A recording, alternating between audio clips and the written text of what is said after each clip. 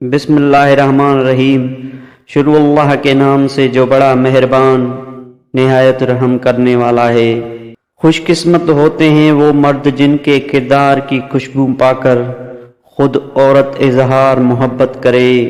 خوبصورت اور پاکیزہ بیوی مرد سے خود کو ایک درجہ کم سمجھ لے تو اللہ تعالیٰ اسے ماں کی صورت میں 3 درجے بلندی عطا فرماتا ہے۔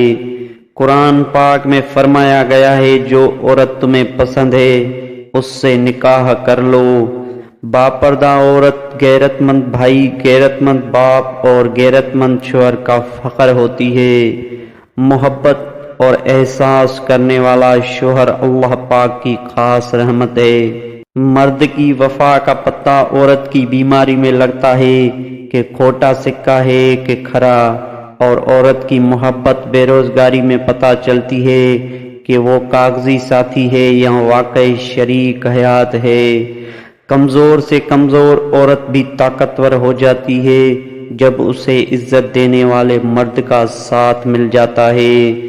زندگی مہربان اور خوبصورت لگتی ہے جب ہم سفر خیر خواہ اور احساس کرنے والا ہو۔ ایک بیوی کے لیے اس کا شوہر ہی کل کائنات ہے۔ عورت کی بربادی کا وقت تب شروع ہوتا ہے جب اسے مختلف مردوں سے اپنی تعریف سننے کی عادت پڑ جائے۔ رسول اللہ صلی اللہ علیہ وآلہ وسلم نے فرمایا، دنیا فائدہ اٹھانے کی چیز ہے اور دنیا میں سب سے زیادہ فائدہ دینے والی چیز نیک بیوی ہے۔ رسول اللہ صلی اللہ علیہ وآلہ وسلم نے ارشاد فرمایا، باپ جنت کا دروازہ ہے۔ نبی کریم صلی اللہ علیہ وآلہ وسلم نے فرمایا، سفید کپڑے پہنو کہ یہ زیادہ پاکیزہ اور عمدہ لباس ہے۔ اگر محبت کے 100 حصے کیے جائیں تو 99 حصوں کی حقدار ماں ہے۔ باپ کے بعد شوہر اللہ کی جانب سے عورت کے لیے چنا گیا مضبوط ترین سہارا ہے۔ نبی کریم صلی اللہ علیہ وآلہ وسلم نے فرمایا، میں نے قبر سے زیادہ کوئی اور بھیانک منظر نہیں دیکھا۔ یا اللہ قبر کی سختی سے ہماری حفاظت فرما۔ نانی کا گھر دنیا کا واحد گھر ہے جہاں اپنے گھر سے زیادہ مزہ آتا ہے۔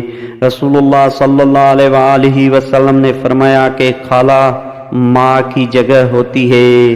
نبی کریم صلی اللہ علیہ وآلہ وسلم نے فرمایا، اگر تم کسی شہر جایا کرو وہاں کے پیاز کھا لیا کرو، اس شہر کی ساری بیماریاں تم سے دور ہو جائیں گی۔ کون اپنے پیارے رسول صلی اللہ علیہ وآلہ وسلم کو اس پیغام کو ساری دنیا تک پہنچائے گا؟ دوستو، اللہ تعالیٰ اس حدیث مبارکہ پر عمل کرنے کی توفیق عطا فرمائے۔ آمین یا رب العالمین۔